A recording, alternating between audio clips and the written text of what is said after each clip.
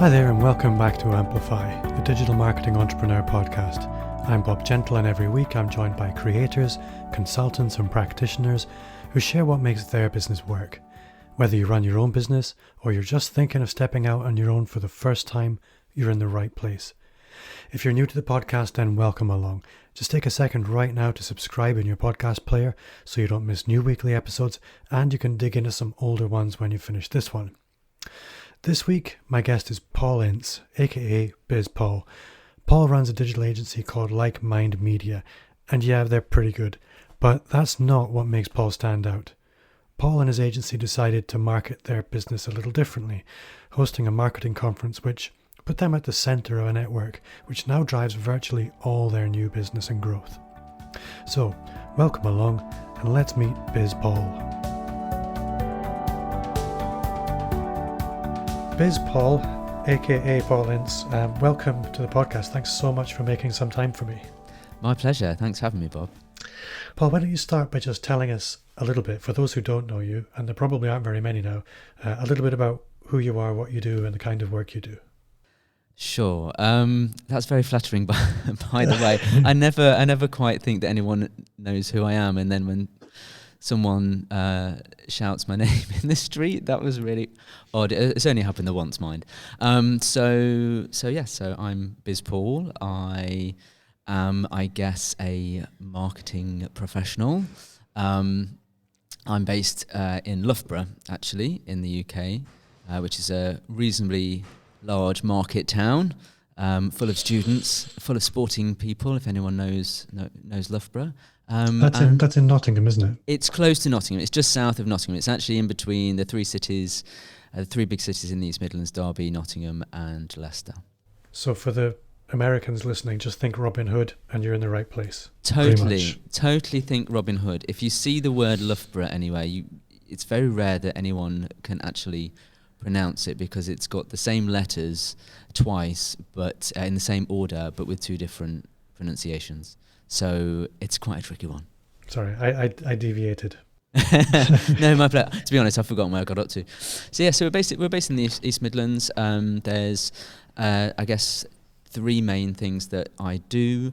I have a small marketing agency called me.e in Loughborough, and we specialise in sort of content marketing, but content that's based on research and that drives conversations particularly. We've got a whole sort of process that we follow for that. And then I have an annual marketing event called Marketed Live in Nottingham every September, which is really taken off really, and that's one of the big things that we do. And then there's me and things that I do, like speaking and writing and workshops and things like that. I'm really interested because obviously before I have a guest on and I start recording, I do a little bit of research. And you run your own small agency now, but you used to work for a giant company and you weren't really in their marketing space as such. So I'm curious to know what that transition story was, if you know what I mean. Yeah, it's quite an interesting one, I think. So I spent a large part of my career, probably about 15 years really, working in the CRM space, and worked for and with many different CRM solutions. Started off with something called Goldmine. I mean, I don't know if anyone remembers that, but that was, we would go around and install CDs on people's tower machines in offices and things like that, and worked with Sage CRM, Microsoft CRM, done a bit of work with Salesforce, but was predominantly in the CRM space, so customer relationship management. And over time, I became more of a strategist around that kind of idea of how to build relationships with customers using technology. And to cut a very long story short, the more that sort of strategist role went on, I would do more speaking about it or all sorts of things. But one of the things that we got into quite early was using social media to talk about these things. And in the end, I would create all sorts of content, videos, a lot of social media activity about CRM and technology in general. And when it got to the point where I decided that I was going to set up my own business, I literally just made a leap really to move from a technology that I knew a lot about to more the platforms that I was using, and use my knowledge of that to work with businesses on how they could do something similar. And what was the catalyst for deciding I'm going to start my own business? Because that, when you come from a business with over 800 people in it, that's not a small decision. And I'm sure there was a lot of pressure not to do that as well. Well, I would say it was a journey. I was quite comfortable, to be honest, doing what I was doing. I got paid quite well, and I got the opportunity to travel a lot overseas and talk about these things. And I had, decent house, decent sized mortgage, 3 kids, and it was not really, I think, the most ideal time in one's life to risk all of that and set up my own business. But there were a couple of key moments, actually. One was I was in quite a low quality hotel in the outskirts of Durham, and it was a little bit damp. And I was there in preparation for a meeting the following day where I was going to sort of talk about the technology, and often I would be wheeled in by sales teams to talk about the tech and to talk about the ideas, and then wheeled out again, and then the salespeople would close the deal. Now, I always got a small commission for anything that I did, but it was nothing like what the salespeople were getting. So I just found myself in this really not great hotel, meal for one, thinking, what am I doing? What am I doing? There's only one mug here, and it's not the sales guy. So that kind of made me think, well, there's got to be something better than this. And then the thing that actually made me do it, the kind of moment, I was actually at Microsoft's headquarters in the UK doing this event, and there was an Ask the Experts panel at the end. And someone took a photo that was posted on social media of me talking, and the Ask Thee part of the image was sort of cropped from the picture, not on purpose. So there was just this picture of me with the word expert, and I thought, I am. Now's the time. So that was what made me do it. So again, another thing I'm quite curious about is a lot of people, they start their own business after working for very similar businesses. So people will come up through a small marketing agency, and then they'll start another small marketing agency. And they tend to work for the same kind of clients that they were working for at the last agency. And it's quite rare that people manage to break out of that. So I'm curious to know what your first clients looked like. Well, there's a bit of a gap in the story which I'll fill you in on, because when I decided to leave the sort of CRM space and decide to work in social media, it wasn't as a consultant or doing any kind of services. The idea came that we could use social media data specifically. All this. I sort of realised that there was lots of people just posting content, and that all of it was data. And I thought, there must be a way to use some of this data. And what I was actually doing was building an app, and I worked with a developer to build an app. It was called Thrive. Still own the domain, but it was called Thrive, and the idea was that it would effectively pull in data from social media and look for clues to for people saying that they needed something. So I don't know, I need a yellow pencil was always the example we gave when we were trying to sell it. So I need a yellow pencil. You sell yellow pencils, so search for people wanting a yellow pencil. Here you go. Here are some leads, effectively using this new thing called social media. Now, as it turned out, mining people's social media data was not a great idea. Not that we were doing anything that we couldn't do legally. Nothing was illegal. We were just using the APIs from the platforms. It's just that in the end, I think they realised that that was a bit of a dodgy thing to do.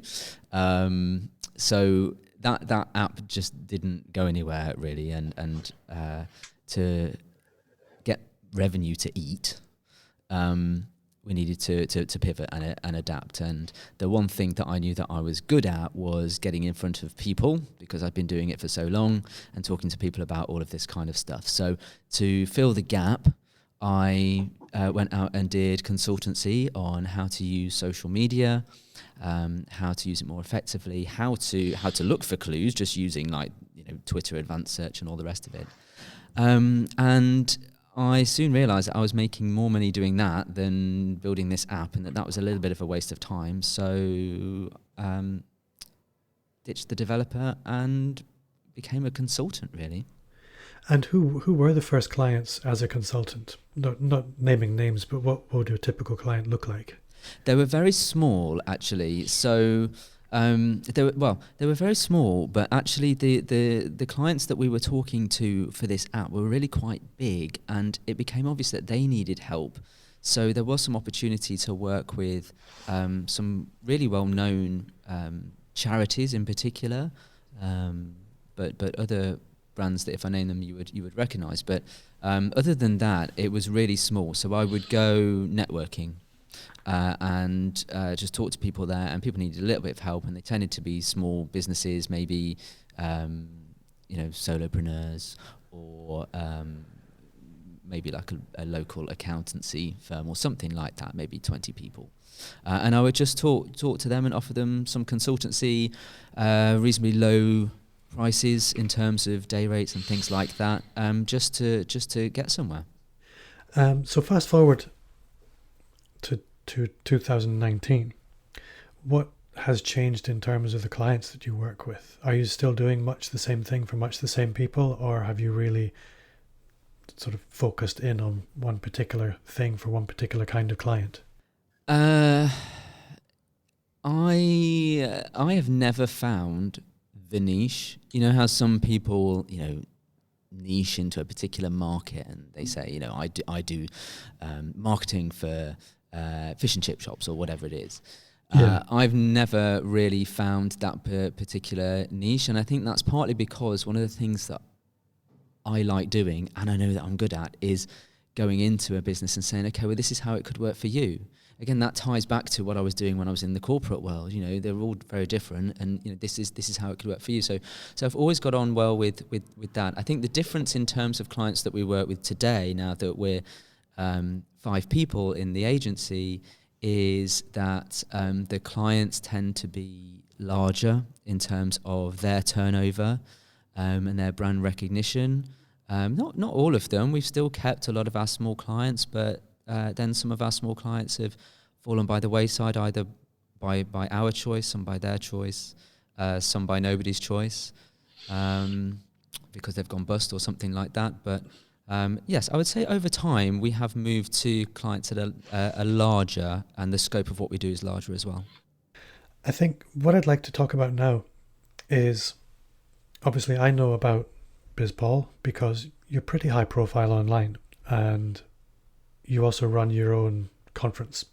So I'm interested to dig into that, because I think for a lot of people those are personally quite challenging things to do, and you've been doing a lot of speaking from quite early in your career, and you continue to do that. But focusing on the speaking for a little while, what contribution would you say that's really made to the agency side of the business? That's a really good question. I've done some analysis to try and work out what the value is of it, and it's fairly clear to me that speaking generates leads for us, and I assume that is because if I'm sharing knowledge, I'm also demonstrating knowledge, and I'm the person in the room that's got that particular knowledge. I tend to get more leads and opportunities from speaking when I'm speaking at an industry-based event. So, for example, I spoke at the British Floristry Association conference. Well, most of the content there is about building your floristry business. Some talks are about flowers and what the latest trend is with tulips and things I don't really understand. But I was the guy talking about marketing, or I think I was talking about Instagram in particular on that occasion. So I become the person in the room that's got that knowledge almost exclusively. So I'm the person that they gravitate to. Whereas, I suppose, if I was talking at a marketing event, it's full of marketing people. So talking to my peers doesn't generate business, but talking to industry does.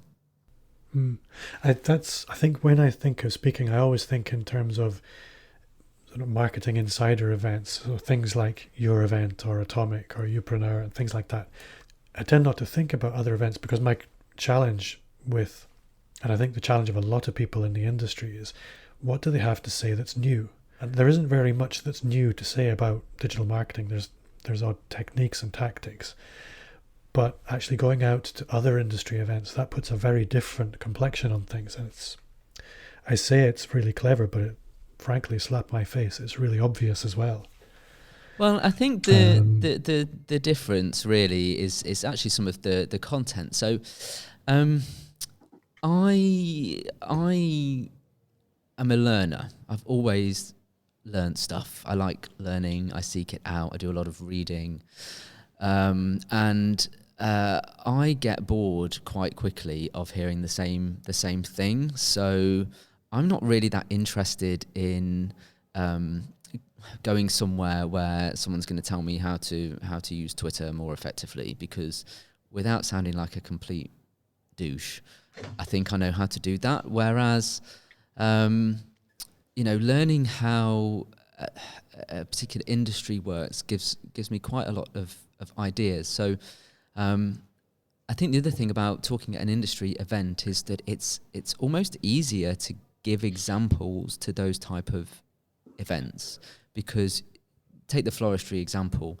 If I'm talking about social media to florists, my examples have got to involve florists. They've got to involve video of flowers, or YouTube stuff about how to tie bouquets or whatever it is to make it relevant, so that it's interesting to those people in the audience. That I think is cool to be able to do that.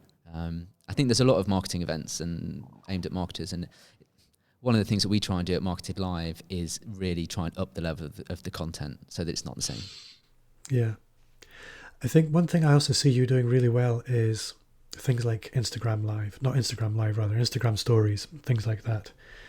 I think for a lot of people, the idea of hitting that button and you're talking, there's quite a mental hurdle there. I'm curious to know, as somebody who does it frequently, what that process is for you, because obviously there must be a process that you go through mentally, even if it's a short process. How do you decide what you're going to do? Here's the shocker. Obviously I must have a process, but my Instagram stories are not thought out. They are random. A lot of what I do, I would say, is pretty random. The stuff for our agency and Marketed Live and anything that we would do for clients is very much considered and thought out. But for me, I go on Instagram stories when I feel like there's something worth saying, and sometimes that can be a photo that I've taken of the TV or of something that's on with a comment or something that I've received.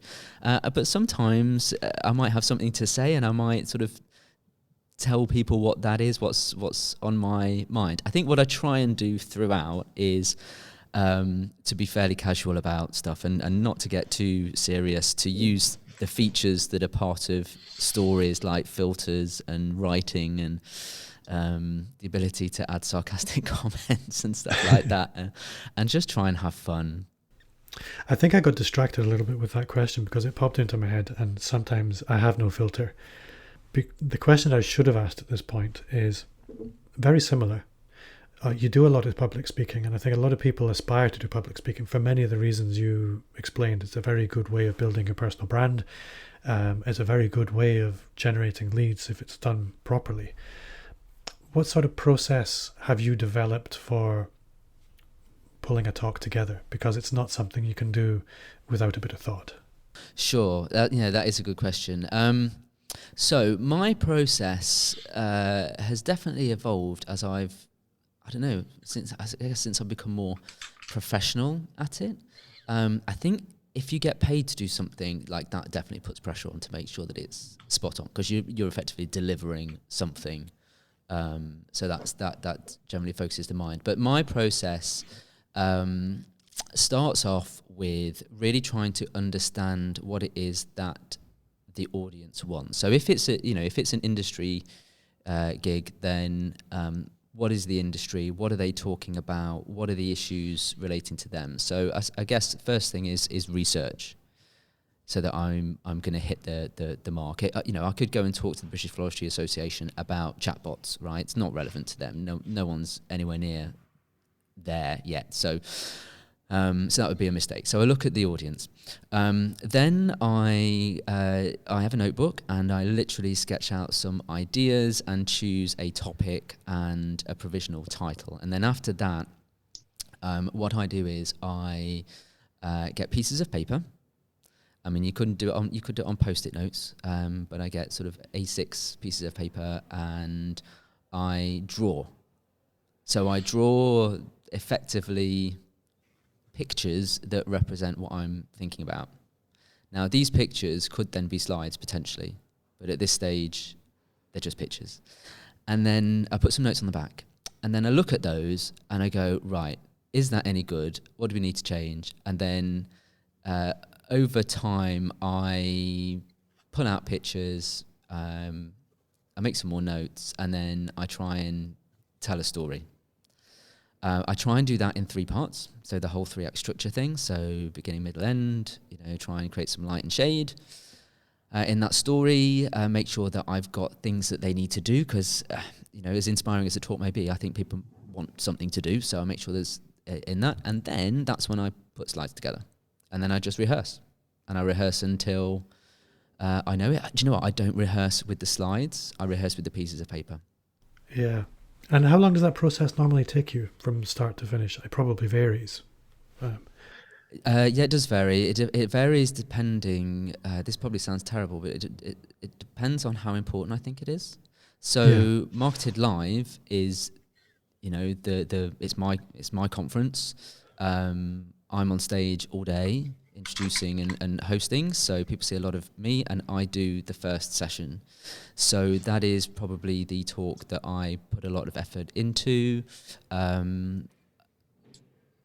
It's very rare that I do the same talk twice. I might be asked to do the same thing, or I might do something similar, but I'm not somebody that just repeats the same talk, because I really do want to make it appropriate to the audience.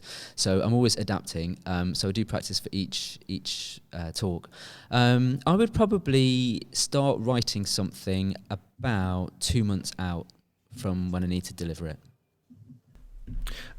That's a nice concrete answer. There's lots of really good value detail in there. I'm really grateful for that. I'm going to have to go back and listen to that again, because I like the visual element of pulling it together. That's how I would work. It's quite a recent thing, that actually. For a long time, I went through periods of like writing a script and not learning it, but learning it enough so that I can throw that away and just and reel it off. I am a fan of being rehearsed enough that not that you do it verbatim, but you learn it enough that you can then ad-lib on the day. Yeah, that you actually have to learn it quite well for that, I imagine. Yeah, I'd say so. I need to know what I'm talking about. So I'd like to roll back to the conference now.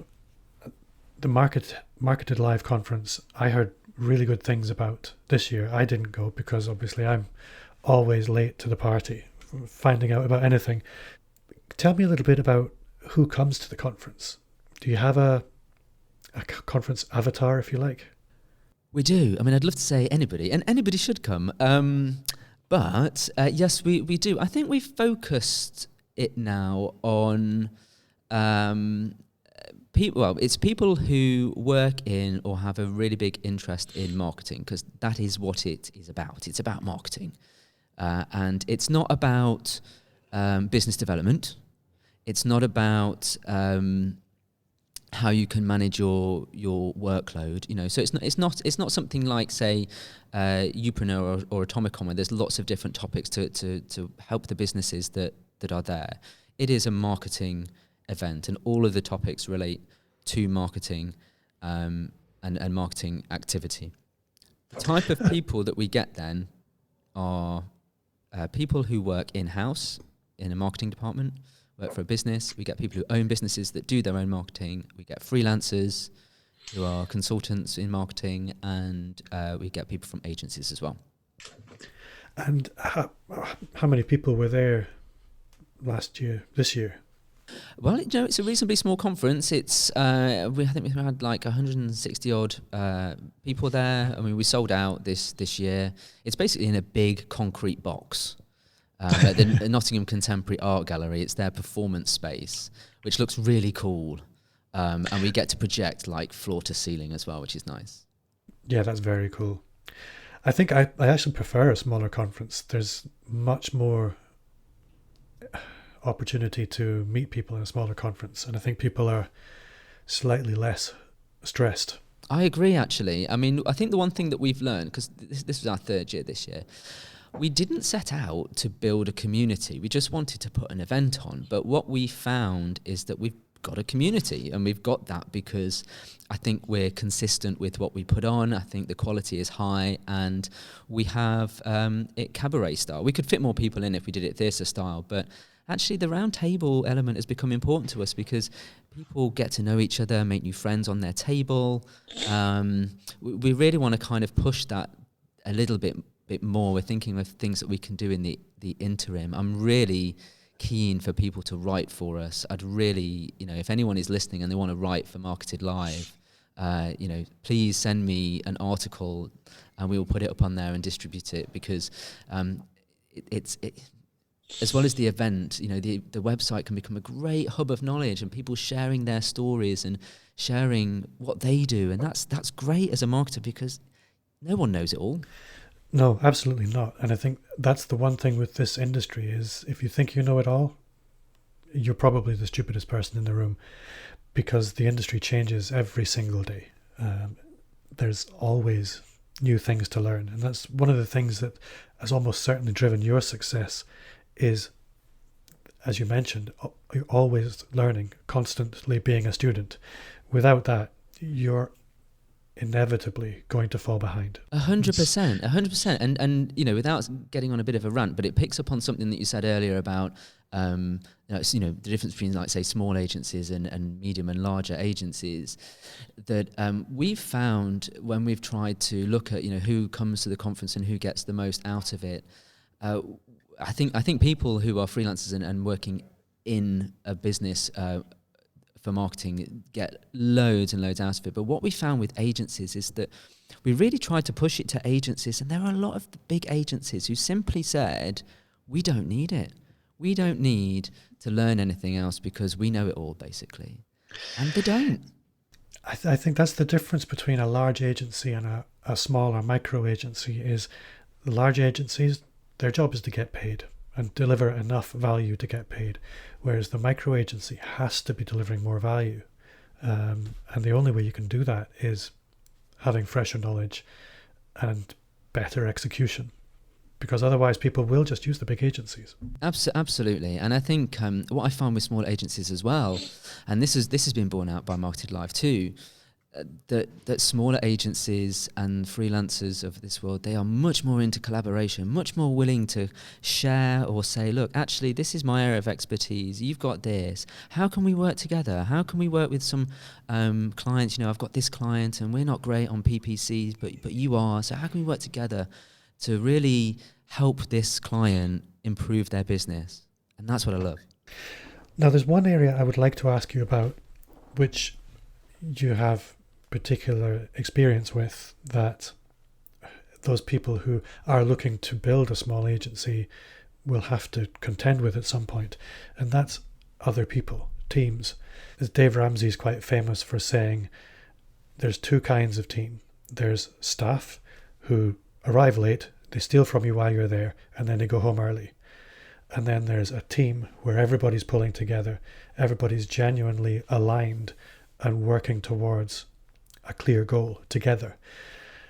And it's really quite difficult to get that balancing act right, because if you don't get the hiring right, you do end up with the former. How have you found that? Obviously, I don't know if you've got your team behind you listening. It might be tricky, but you kind of know where I'm going with that. Yeah. Team is really important. Did I set out to build an agency in the first place? No.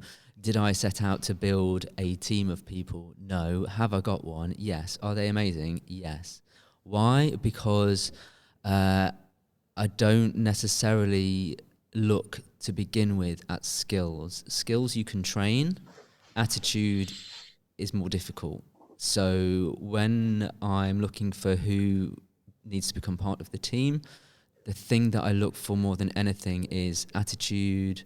Are they friendly? Are they going to be a great fit? If they're not a great fit, then it causes disruption, and that has a big impact on productivity and performance and motivation. So whether someone will fit into the team is really important. They've got to have a great sense of humor. They've got to be a good laugh. They've got to think. I can't believe I've just said it. Think outside the box. They've got to be creative, but not just in what they do for clients. I'm happy that they're creative in their work life. So everyone here has outside interests, whether that's making music, running their own YouTube channel, whether it's being a parent, or whether it's getting involved in things like roller derby, which is one of my team members' hobbies. I've learned a lot about that. So it's all about attitude and working together. And I guess the last place I'd like to go is something I try and ask quite often. I think in most businesses, there's a proportion of the work that's naturally inbound through things like content marketing. Then there's referral-based business, and then there's outbound sales. And then, as you're talking about, events, which I would probably lump in towards the content marketing mix. Which of those three is the biggest driver for you, and is it in balance, or is it sort of disproportionately one over the others? For us, I would say it is weighted towards events. So, I mean, that's not necessarily marketed live, although, I'll be open and honest, it does generate business for us, because companies that we didn't know see that we do this event and they want to work with the people who put the event on. So does it generate lots of new business? No, not huge amounts, actually. It's not for that purpose. We didn't set it up for that purpose. It is helpful, and I think having an event does help your profile locally and nationally and internationally. Particularly internationally, actually. It's quite good going to a conference overseas and telling people that you run an event, because then everyone wants to be your friend. But I'd say content is really important for us. We create plenty of content. We do a lot of writing, and writing based on research as well. So we do a lot of search listening, decide what people want to know, and create content based on that. But that's a real big deal for us. And I guess, lastly, where do you see the business going? I mean, I see where you've come from. I have a very good idea of where you are now, but obviously you're not standing still. So where do you see this is such a cliched question, but where do you see the business in 5 years' time? It sounds like an appraisal, Bob. I got rid of them. Do you know, I'm reading a book at the moment by the guys who created Basecamp, the project management software, and it's a very small book, and it was kind of a side hustle for them. But is that rework? I think it is. Yeah, I can't remember. Do you know what? It was one of those sort of impulse purchase buys, and it was on Kindle, and I was like, right, I'm in between books. Let's read this. So it is very short, and I'm scurrying through it. But one of the things that they talked about in what I was reading just this morning was about, they say sort of don't make plans. Now, I can't not make a plan. I do like a plan, and there is a bit of a loose plan. I think where this is going is, I think we will grow as an agency, but I don't foresee us becoming this big agency. I think the minute that we lose, or I lose touch with people, would be the moment that it's got too big. And actually, I was talking to, do you know Daniel Priestley? Yes. Yes. So I was talking. People look me on Instagram. Yeah. Okay. So I was talking to him about the size of businesses and stuff like that, and he says, anything over 12 is too big if you want to really stay in contact with the people, and I think I do. So I think it will grow, but I don't see it becoming massive. I think Marketed Live, on the other hand, has a lot of potential. I think what we're doing is different. I think we're really focused on the audience. It's about curation of the topics and the agenda. And as I sort of do my own traveling, that seems to be the thing that people will hook into. I'd say that's kind of what I'm known more for, rather than the agency. Paul, you've been very generous with your time, and we should probably wrap things up now. We obviously had some technical problems before we got rolling, so I've held you up quite a lot today. But if people want to get in touch with you, how would you like them to do that? Well, I would love you to talk to me and have a conversation on social. So I'm at BizPaul everywhere. My favourite hangouts are Instagram and Twitter, but feel free to look me up on LinkedIn. You decide. Not a big user of Facebook, I'm afraid, so don't bother with that.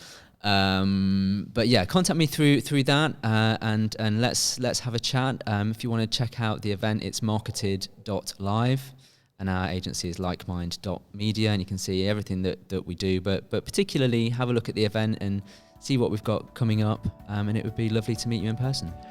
Thanks very much, Paul. I will hopefully see you again soon. Thanks, Bob. It's been a pleasure.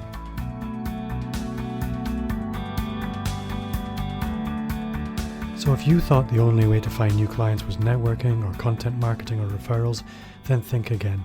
Authority and visibility comes in many forms, and Paul made his commitment to an event, and now it's paying off for him a lot. Welcome again to all the new Facebook group members. There's a lot of this time because I've been very busy on that front. If you haven't already, then take a moment to introduce yourself to the group. We'd love to hear about you and your business. Also, I'd love you to connect with me on social media. Follow me on Instagram or Twitter, where I'm at Bob Gentle. And if you do follow me on either of those platforms, then DM me or tweet me and let me know so I can follow you back. If you enjoyed the show, well, then I would love for you to review it on iTunes. It would mean a lot to me, and it's the very best way to help me reach more subscribers. My name's Bob Gentle. Thanks again to BizPaul for giving us his time this week, and to you for listening. And see you next time.